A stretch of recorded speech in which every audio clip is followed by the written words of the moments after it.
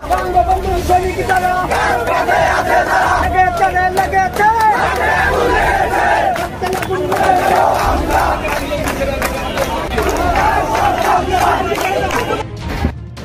পদত্যাগ এবং দেশ জুড়ে সকাল সন্ধ্যা হরতাল পালন করছে আওয়ামী লীগের নেতাকর্মীরা। রাজধানীর মিরপুরে একটি বাসে আগুন দিয়েছে দুর্বৃত্তরা। এই ঘটনায় নিশ্চিত আওয়ামী লীগের কর্মী সন্দেহে বেশ কয়েকজনকে পুলিশে দেয় বিএনপি নেতাকর্মীরা। হরতালের সমর্থনে বিএনপি কর্মীরা পিকেটিংয়ের চেষ্টা করলে সংঘর্ষ বাধে আওয়ামী লীগ সমর্থকদের সাথে। রণক্ষেত্রে পরিণত হয় গোলপট্টি এলাকা। গোপালগঞ্জে সেনাবাহিনীর গুলি চালানোর ঘটনায় কার্যত কাঠগড়ায় উঠেছে সেনাবাহিনী। পাশাপাশি চাপে পড়েছেন সেনাপ্রধান জেনারেল ওয়াকারুজ্জামান।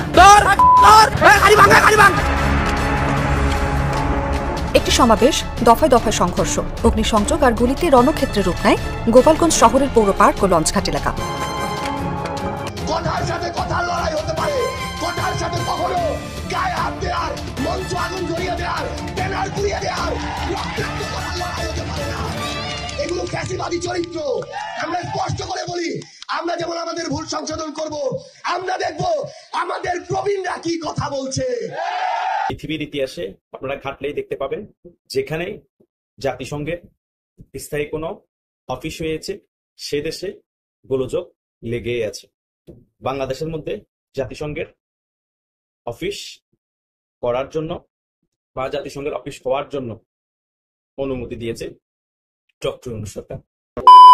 আসসালামু আলাইকুম রহমতুল্লাহ। সবাই কেমন আছেন? আশা করি সবাই অনেক অনেক ভালো এবং সুস্থ আছেন। সবাইকে স্বাগতম জানাচ্ছি আমাদের আরেক নতুন ভিডিওতে। প্রতিদিনের মতো আমি আপনাদের কাছে রিয়াদ ফারুকি আবারও চলে আসলাম নতুন একটা ভিডিও নিয়ে। দর্শক, আজকের ভিডিও টাইটেল এবং থাম্বনেল থেকে ইতিমধ্যেই বুঝতে পেরেছেন আজকে কি বিষয় নিয়ে কথা বলবো।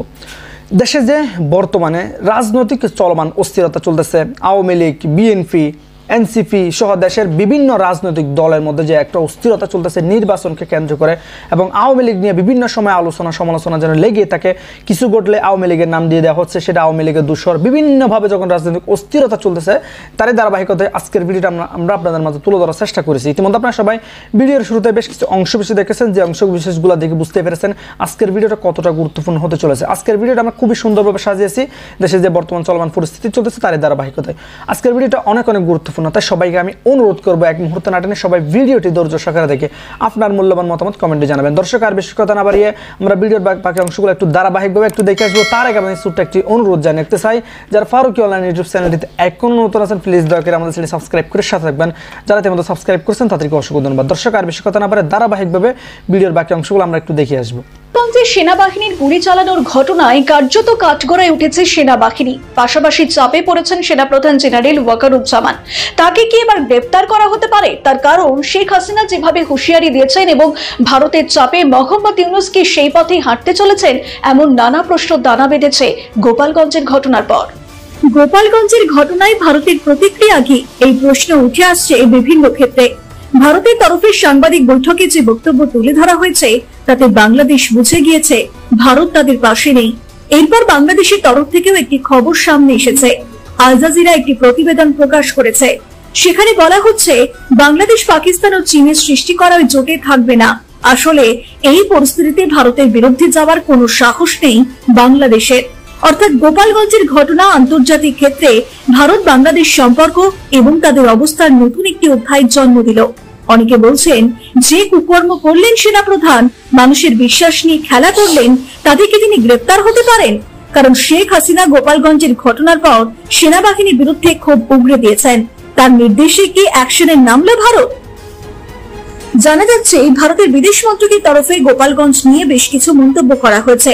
বিদেশ মন্ত্রকের মুখপাত্র রণদীপ জয়সওয়াল খুব সংক্ষিপ্ত আকারে বলেন, আমরা আমাদের অঞ্চলের সব ঘটনা প্রবাহ ঘনিষ্ঠভাবে অনুসরণ করি এবং যা ঘটছে তা বিবেচনায় নেওয়া হয়। প্রয়োজনে আমাদের পক্ষ থেকে যথাযথ পদক্ষেপ করা হবে। এখানেই প্রশ্ন উঠে যাচ্ছে, তবে কি ভারত কোনো বড় পদক্ষেপ করতে পারে? এদিকে মাইকেল কুগেলম্যান পোস্ট করেছেন, বাংলাদেশের হানিমুন পিরিয়ড শেষ। এমনকি আন্তর্জাতিক স্তরে বাংলাদেশের যে ভাবমূর্তি সেটা শেষ হচ্ছে, এটাই প্রমাণিত। আসলে বাংলাদেশের গোপালগঞ্জের ঘটনা অনেকগুলো প্রশ্নচিহ্ন তুলে দিয়েছে।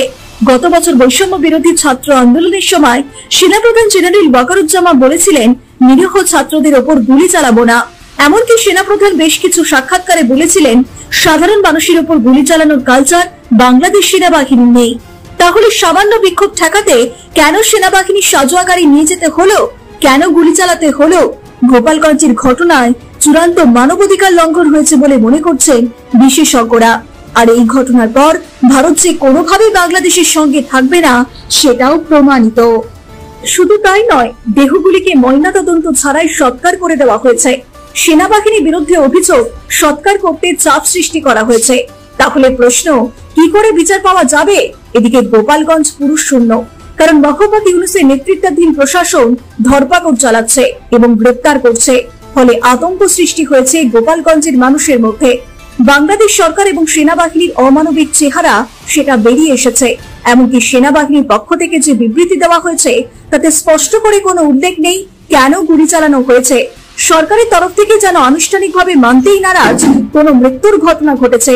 ফলে দেশের অন্তরে এমন ঘটনায় বাংলাদেশের ভাবমূর্তি যে ক্ষুণ্ণ হয়েছে সেটা বলাই বাহুল্য। এই ঘটনার পর ভারত তো দুরস্ত, পাকিস্তান ছাড়া বাংলাদেশের পাশে আর কোনো দেশ থাকবে কিনা সেটাই প্রশ্নাতীত। রিপোর্ট।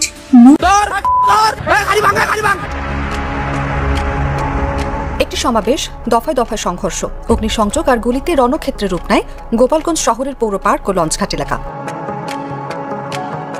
16 জুলাই বুধবার মার্চ টু গোপালগঞ্জের উদ্দেশ্যে গিয়েছিল জাতীয় নাগরিক পার্টি। উদ্দেশ্য ছিল একটি শান্তিপূর্ণ পদযাত্রা ও জনসভা, কিন্তু তারা জানত না সেই শান্তির পথে পাতা রয়েছে মৃত্যু ফাঁদ। এনসিপির কর্মসূচিকে ঘিরে মঙ্গলবার রাত থেকেই জেলাটিতে উত্তেজনা বিরাজ করছিল। শহরের মোড়গুলোতে আগে থেকেই পাহারায় ছিল নিষিদ্ধ ছাত্রলীগের কয়েকজন। দা, লাঠি, বটি হাতে দাঁড়িয়েছিল অনেকেই। রাস্তার উপর ফেলে রাখা হয় শত শত গাছের গুঁড়ি। গুজব ছড়ানো শুরু হয় একদিন আগেই, এনসিপি নাকি শেখ মুজিবের কবর ভাঙতে যাচ্ছে। ফেসবুক, ইউটিউবের মতো সামাজিক মাধ্যমে রাতারাতি ভাইরাল হয়ে যায় কিছু মন গড়া অডিও ও ভিডিও। 15 জুলাই বিকেল থেকে স্থানীয় মসজিদে মাইকে ঘোষণা করা হয় টুঙ্গিপাড়ায় হামলা হবে, মুজিবের কবর অরক্ষিত। এই গুজব ছিল একটা মাস্টার প্ল্যানের অংশ।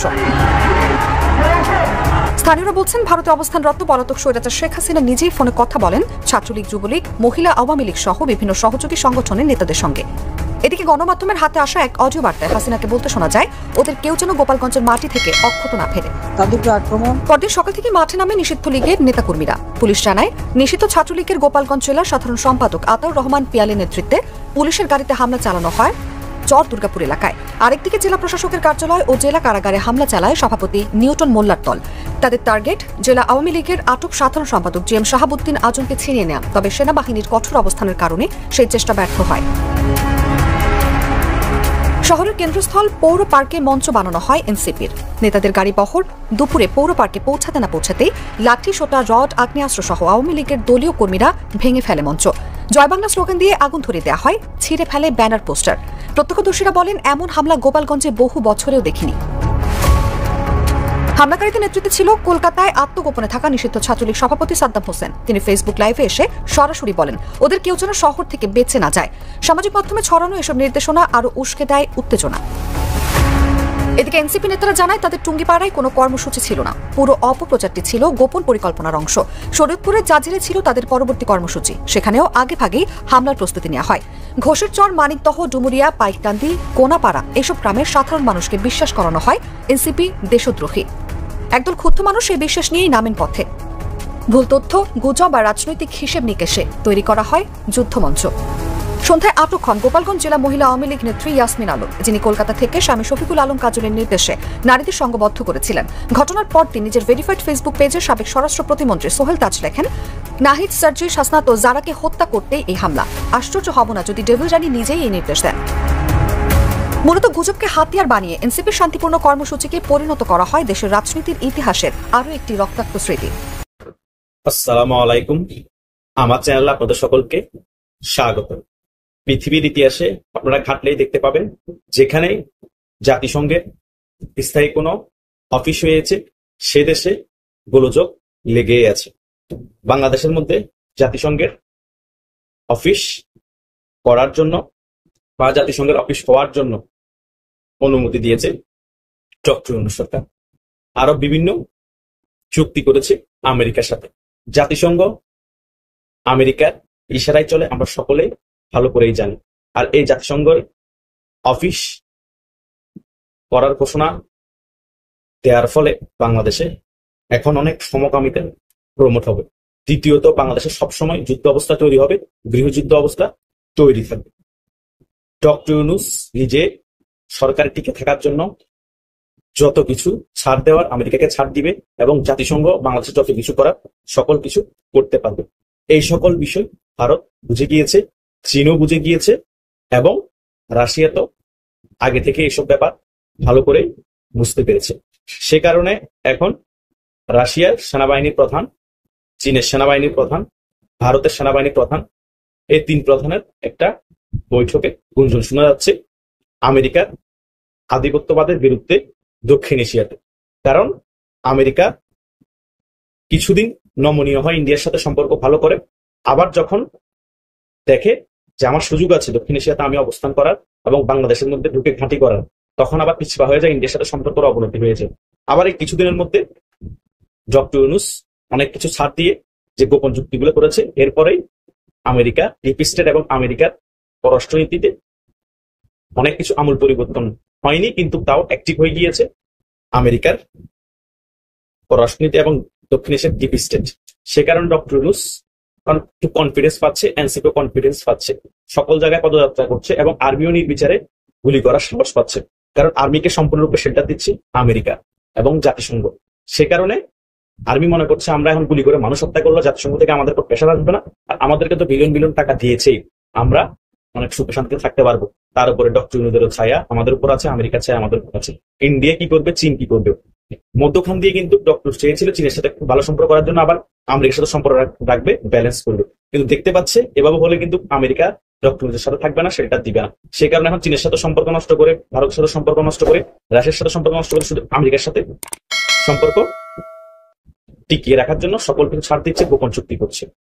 আমেরিকা যেভাবে মিডল ইস্টের মধ্যে ইসরায়েলের মতো একটা ভূইফু রাষ্ট্র গঠন করে উঠে দিয়ে প্রক্সিভাবে পুরো মিডল ইস্ট দমন করছে, যুদ্ধ চালিয়ে রাখছে, দক্ষিণ এশিয়ার মধ্যে সেম ভাবে একটা পাপেট সরকারকে বসিয়ে বা পাপেট সরকারকে 10-20 বছরের জন্য বাংলাদেশে রেখে ঘাঁটি স্থাপন করে এই জায়গায় ইসরায়েলের মতো বাংলাদেশকে করার চেষ্টা করছে এবং এখান থেকে দক্ষিণ এশিয়া নিয়ন্ত্রণ করবে, চায়নাকে প্রেসারে রাখবে, ভারতকে প্রেসারে রাখবে, মায়ানমারকে আরো অন্যান্য দেশকে প্রেসারে রাখার জন্য ওই দিকে আগাচ্ছে। সে কারণে জাতিসংঘের অফিসটা এখানে বসা পড়লো, অনুমতি নিল, আবার আপনার বিভিন্ন গোপন চুক্তি করেছে। কি গোপন চুক্তি করেছে এগুলো আমরা ওপেনলি ভাবে চোখের সামনে না আসলে বুঝতে পারবো না গোপন চুক্তি কি করেছে, এগুলো পাবলিকলি বলছে না।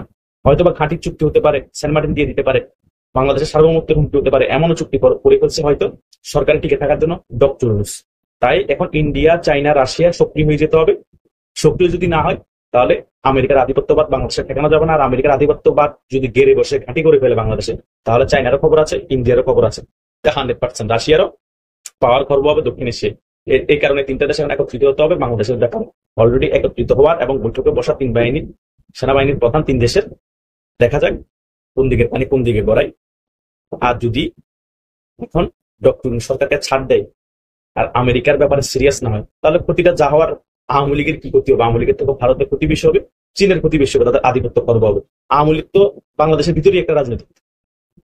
এই ওদের স্বার্থের জন্য বাধ্য হয়ে হলো আওয়ামী লীগকে পুনর্বাসন করাতে হবে, আওয়ামী লীগকে রাজনীতিতে আবার যেভাবে কূটনীতিক ভাবে প্রাসাদ দিয়ে হলো ফিরিয়ে আনতে হবে। তাহলে বাংলাদেশের রাজনীতি ব্যালেন্স আসবে, আমেরিকা আধিপত্য এককভাবে তৈরি করতে পারবে না। কারণ একটা পক্ষ বিভক্ত থাকলে তখন পাল্টা একটা আন্দোলন শুরু হয়, তখন আর যত সহজে ঘাঁটি করবে, যত সহজে আধিপত্য বিস্তার করবে বাংলাদেশ আমেরিকায়, সেটা করা সম্ভব হবে না। এবং কোনো দেশে এরকম যদি একটা বিপক্ষ, খুব স্ট্রং বিপক্ষ থাকে, সক্রিয় থাকতে পারে, তাহলে আধিপত্য যত শক্তিশালী দেশও ওই দেশের মধ্যে তৈরি করতে সক্ষম হয়নি। এটাই বাস্তবতা, এটাই ইতিহাস বলে। তাই দেখা যাক চীন, ভারত, রাশিয়া কি পদক্ষেপ নেয়, তারা কি এককভাবে আমেরিকার আধিপত্যবাদকে বাংলাদেশ থেকে নির্মূল করতে পারে, নাকি ইউনূস আর আমেরিকা মিলে বাংলাদেশে আমেরিকার আধিপত্যবাদ প্রতিষ্ঠা করবে। আমরা অপেক্ষায় আছি, দেখা যাক আগে কোথায়। ধন্যবাদ সকলকে। কথার সাথে কথার লড়াই হতে পারে, কথার সাথে কখনো গায়ে হাত দেওয়ার, মঞ্চ আগুন জ্বলিয়ে দেওয়ার, ব্যানার পুড়িয়ে দেওয়ার, রক্তাক্ত করার লড়াই হতে পারে না। এগুলো ফ্যাসিবাদী চরিত্র। আমরা স্পষ্ট করে বলি, আমরা যেমন আমাদের ভুল সংশোধন করব, আমরা দেখব আমাদের প্রবীণরা কি কথা বলছে। আমাদের প্রবীণরা যদি কথায় কথায় আমাদেরকে সমুদ্রে ভাসিয়ে দেওয়ার কথা বলে, কথায় কথায় আমাদেরকে বিভিন্ন ভাবে ছোট শব্দ বলে তিরস্কার করে, তাহলে আমরা বুঝে নিব তাদের থেকে আমাদের আর শেখার কিছু নেই। আমাদেরকে যেন কেউ কোনোভাবে ব্যবহার না করতে পারে, আমরা আমাদের সেই অধিকারের বিষয়ে আমাদের সচেতন থাকতে হবে। সংগ্রামী রাঙামাটি, আমরা আপনাদের সহযোদ্ধা। আমরা যদি কখনো অনিচ্ছাকৃত কোনো ভুলও করি, সেই ভুল সংশোধন করার মানসিকতা আমাদের সবসময় থাকবে। আপনারা যে কোনো সময় যে কোনো পরামর্শ দিয়ে আমাদেরকে সংশোধন করবেন।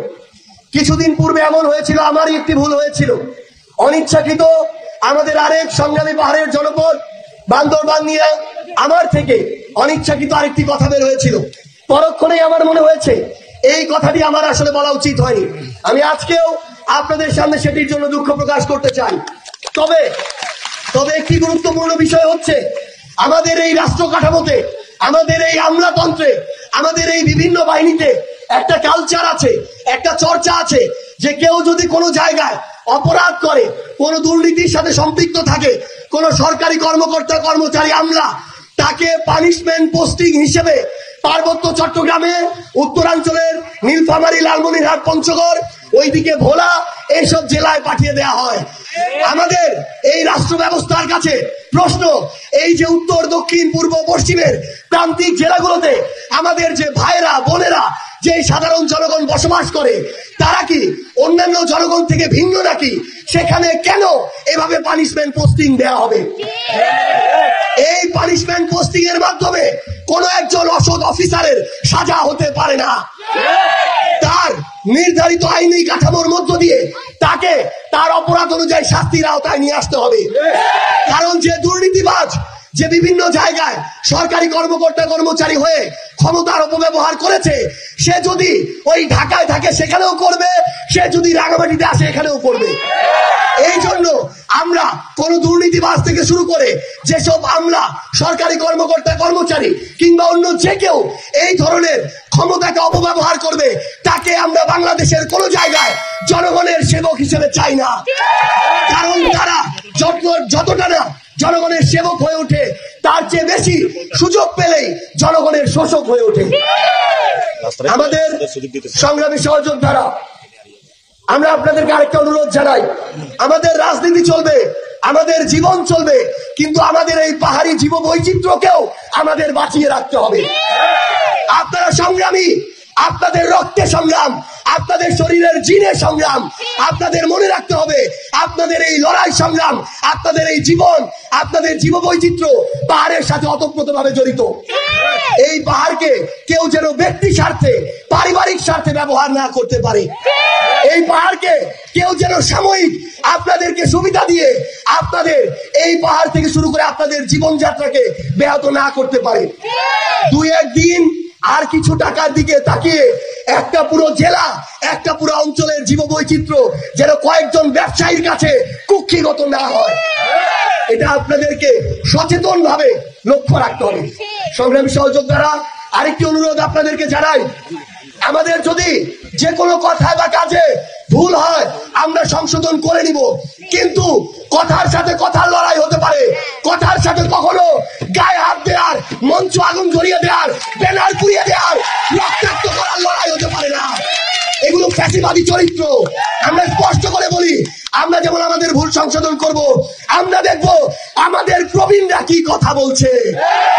আমাদের প্রবীণরা যদি কথায় কথায় আমাদেরকে সমুদ্রে ভাসি দেওয়ার কথা বলে, কথায় কথায় আমাদেরকে বিভিন্ন ভাবে ছোট শব্দ বলে তিরস্কার করে, তাহলে আমরা বুঝে নিব তাদের থেকে আমাদের আর শেখার কিছু নেই। সংগ্রামী সহযোদ্ধারা, আগামীর বাংলাদেশে আমরা সম্প্রীতির রাজনীতি চাই, আমরা পারস্পরিক শ্রদ্ধাবোধের রাজনীতি চাই, আমরা লড়াই সংগ্রামের সুন্দরের রাজনীতি চাই। আপনাদের সাথে আমাদের সবার আবার ঐক্যবদ্ধভাবে দেখা হবে। এই রাঙামাটির জয় হবে, পার্বত্য চট্টগ্রামের জয় হবে, বাংলাদেশের জয় হবে। ইনকিলাব জিন্দাবাদ। তো প্রিয় দর্শক, এই বিষয়টাকে আপনারা কিভাবে দেখতেছেন অবশ্যই কমেন্ট করে জানাবেন। এতক্ষণ যারা সাথে ছিলেন, শেষ পর্যন্ত দেখেছেন, তাদেরকে অসংখ্য ধন্যবাদ জানিয়ে এখানে শেষ করবো আজকের ভিডিওটি। ভালো থাকবেন, সুস্থ থাকবেন, চ্যানেল নতুন থাকবেন, সাবস্ক্রাইব করে সাথে থাকবেন। ধন্যবাদ সবাইকে, আল্লাহ হাফিজ।